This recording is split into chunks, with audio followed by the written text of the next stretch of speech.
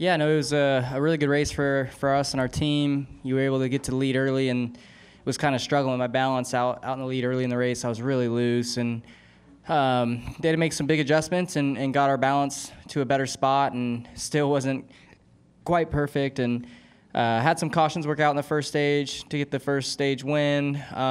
Then the second stage, I got really loose and about crashed off of 2, and then the caution came out shortly after that.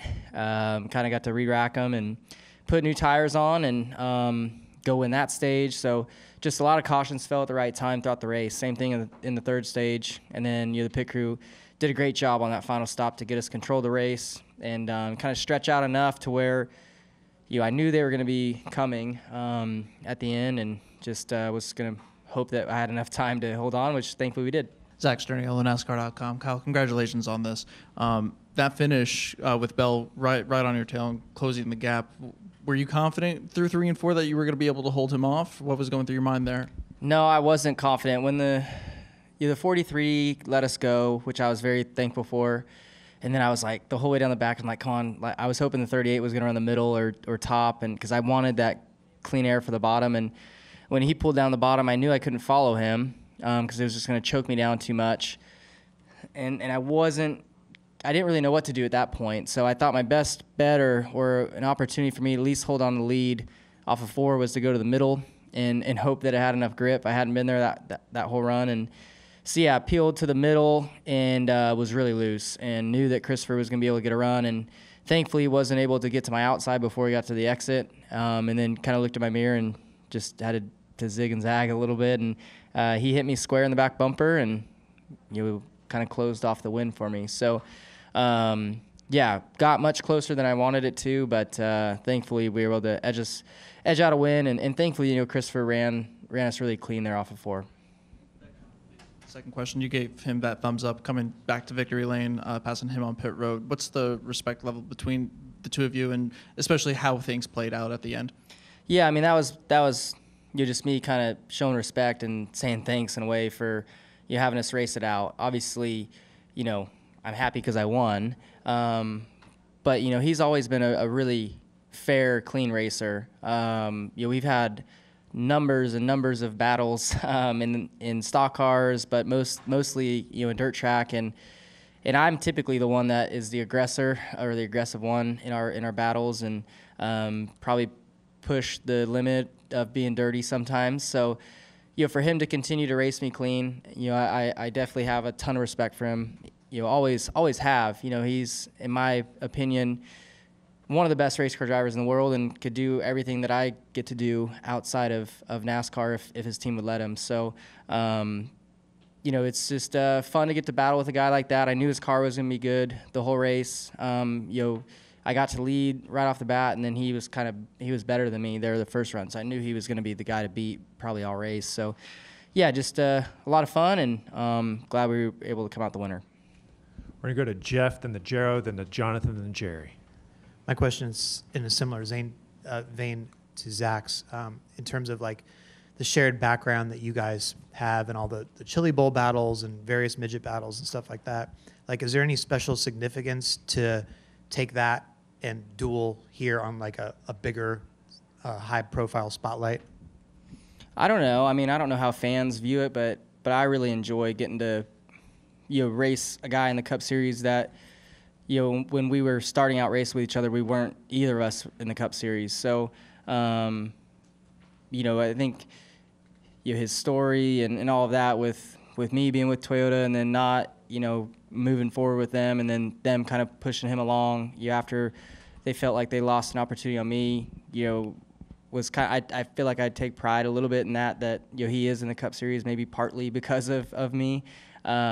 But then, too, I mean, he kicked my ass for a few years straight, like every race. I don't know if I ever beat him.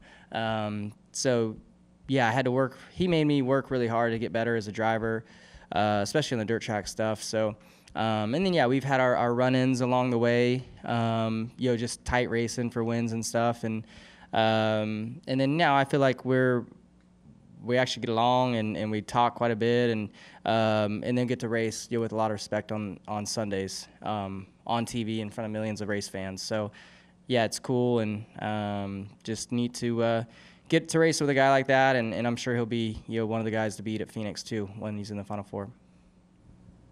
Kyle back here. Harrogera, UNLV Road Report. Can you just walk me through your week, right? You won the Sprint Car Championship. I mean, did the Indy 500 rookie orientation. Now you lock yourself into the championship for. What's this week been emotionally for you?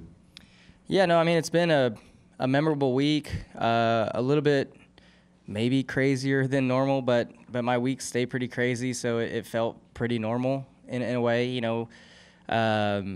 Was awesome, obviously, to close out the High Limit Championship on Tuesday at Lincoln Park. And then, from there, get focused on driving the IndyCar for the first time. That all went really smooth and was an awesome experience, getting to do something I've dreamt of for a long time, and that's just make laps in an IndyCar at Indianapolis Motor Speedway. So, yeah, the ROP went great, and then came here to Vegas knowing that we were going to have a car capable of winning, and was able to get the job done without, or with a lot of luck along the way. So just a cool week and one that I'll definitely never forget. Jonathan Field, the racing experts, ESPN Radio Albuquerque. Just want to know what was going through your mind when you were sliding off for turn 2. Yeah, I mean, I was getting really loose at that point, and it's so bumpy in 1 and 2 that when you are loose, it makes it even worse going across those bumps. And I got a little out of shape, had a moment, and thought I had it saved. But usually when you do that, it just aggravates things, and it stepped out really quick. And honestly, it was thinking I was just gonna spin and then hit the inside wall. And about that time, I clipped the outside wall and got lucky, and then was just thinking that I was going to do it again because now my right rear tire was scorched. I was so loose, for the next however many laps before the caution came out. But thankfully that caution came out. Kind of got to take a deep breath and really just forget about that. Try to forget about that moment as quick as possible and get refocused on the race ahead. As a follow-up, how do you think the racing on intermediates has evolved with the Gen 7 car over the last year? So, yeah, I mean, I think the intermediate stuff, and I don't know how it looked on TV, but from my vantage point, I thought this was a great race. It was, the leader never, as big as a lead that the leader got to was as much as I did that last run, and then they were able to still catch me at the end, and we have a photo finish, basically. So whatever it is about the next-gen car, and I'm sure it was just an accident when they built it, but, I mean,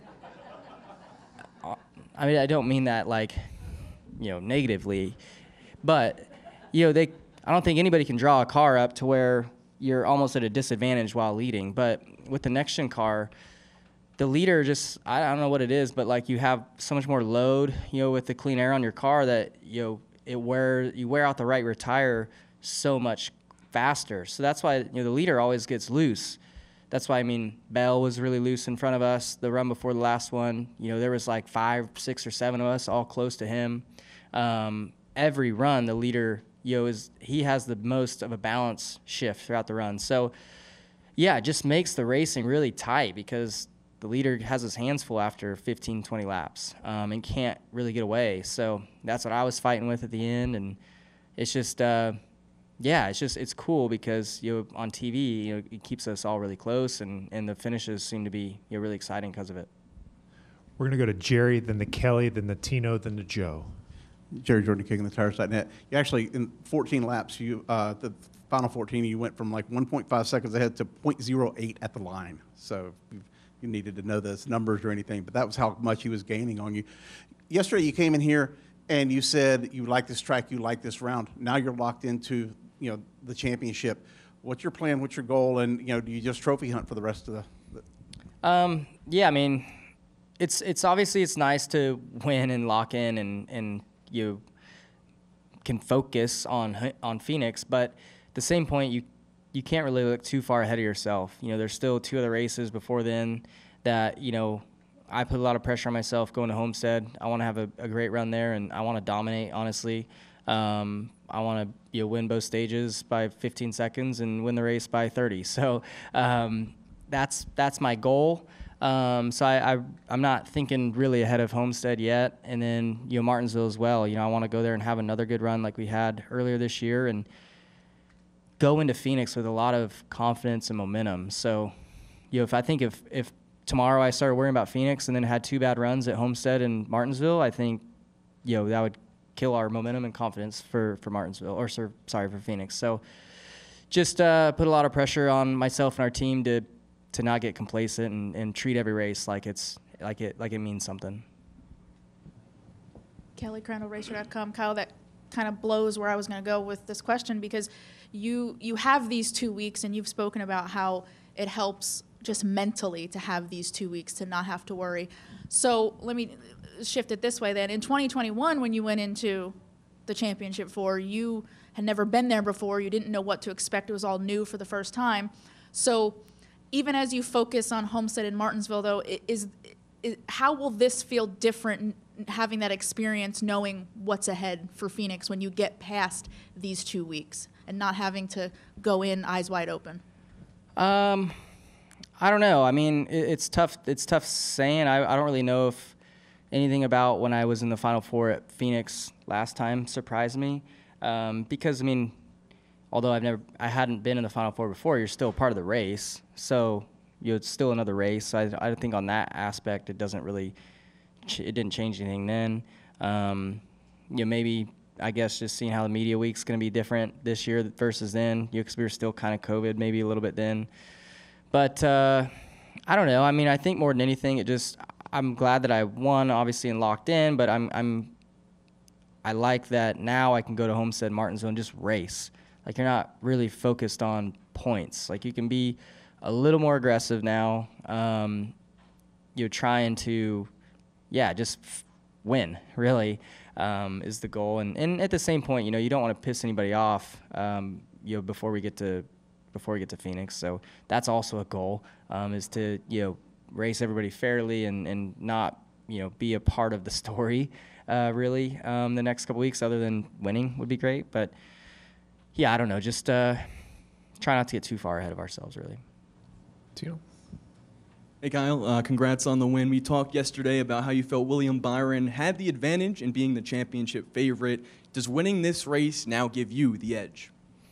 I don't know. William still had a really good day, and car speed wise was probably off of what they're used to having here, it seems like, this year. But again, I mean, he took what he had and made the most of it today. So I haven't seen the points, but I still don't take my eyes off of William at all. Him and his team they've done the best job overall from start of the weekend to the end of the weekends, every weekend.